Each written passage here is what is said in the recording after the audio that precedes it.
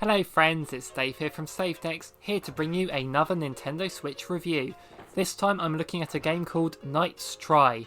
I was very kindly provided with a review copy of this game, so thank you very much to Diplodocus Games for that. This game caught my eye because the screenshots reminded me of a game that you'd see in the N64 era, and I have a lot of nostalgia for that. And seeing that this game was brought to the Switch by the same publisher as MacBat64 and the Tori games, I really wanted to give this one a try. A Knight's Try, if you will. So going into this review, I want to get my opinion across from what I've played, as well as give people a warning. This is not a game for everyone. I am personally having a great time with it, but so far, I've put around 3 hours into it and I've not gotten very far. So the footage I'm showing is going to be very samey, I'm afraid, as this game is a difficult precision platformer. Personally, I do enjoy this sort of thing. I love the NES style Castlevania and Ninja Gaiden games, and I have beaten Cuphead after all. So when the game begins, you are thrown into a large open area outside a castle. This allows you to get to grips with the controls and how the game operates, and there's plenty of exploration you can do around this area, with signs scattered around with helpful information. Two games that immediately sprung to mind on this opening were Mario 64 and Ocarina of Time. Graphically, I think they have done a fantastic job at replicating the style of a late 90s platformer. Your character is a knight in shining armour who makes a satisfying clank noise when he runs. Really makes me think of Metal Mario. Although the armour doesn't seem to do much, as this game does have one-hit kills, but more on that later. The look of the game, including the castle setting and those grass textures, they seem to be straight from Ocarina of Time, much like how MacBat made me think of Banjo-Kazooie. I feel right at home with this, even down to those 2D looking trees that wouldn't be out of place in a modern Pokemon game.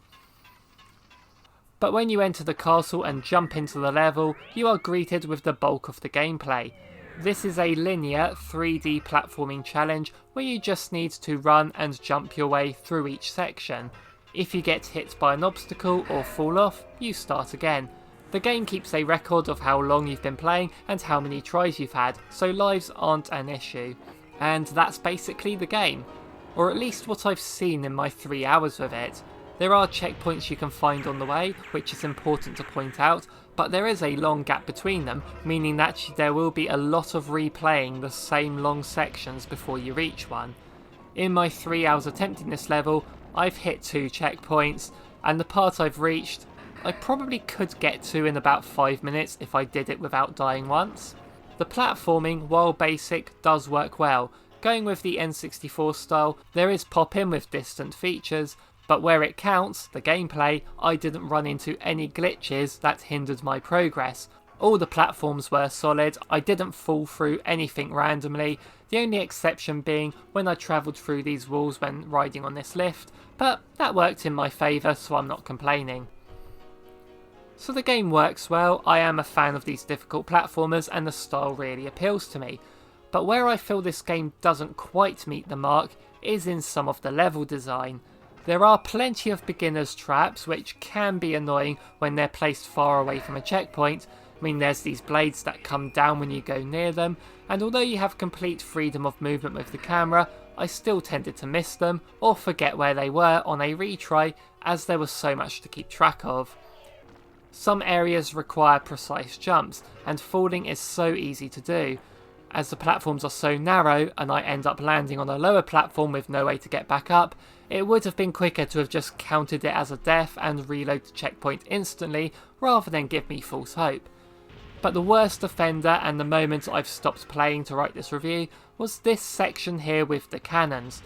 Not only is this a difficult platforming area with hazards that need dodging and correct timing, but periodically a load of cannonballs will come flying at you with no real consistency in where they land. I always move when I hear them firing, but sometimes they'll just hit me anyway, and I feel this is where it goes a bit too far in the difficulty. I don't mind it being hard or punishing or requiring extremely precise platforming. I feel the way this game handles is up to the task there, But when you introduce an element like this that makes the deaths feel random rather than my fault, that's when the enjoyment goes for me. I will persist with this game though, as I want to see it through. Overall, I am enjoying it. Maybe it's that relaxing classical music playing over top. And if you'd like to see me stream this game so you can cheer me on, let me know in those comments down below. The game costs £8.99 on the eShop, which I feel is a bit too high, especially considering MacBat and the two Tori games were about a quarter of that price.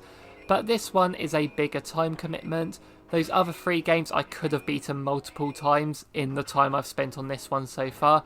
I would say that if you're up to a punishing challenge and like the N64 aesthetic, then wait for a sale, but if you're not a fan of those difficult platformers, then this isn't for you. Maybe watch me attempt it on a stream, that might be funny.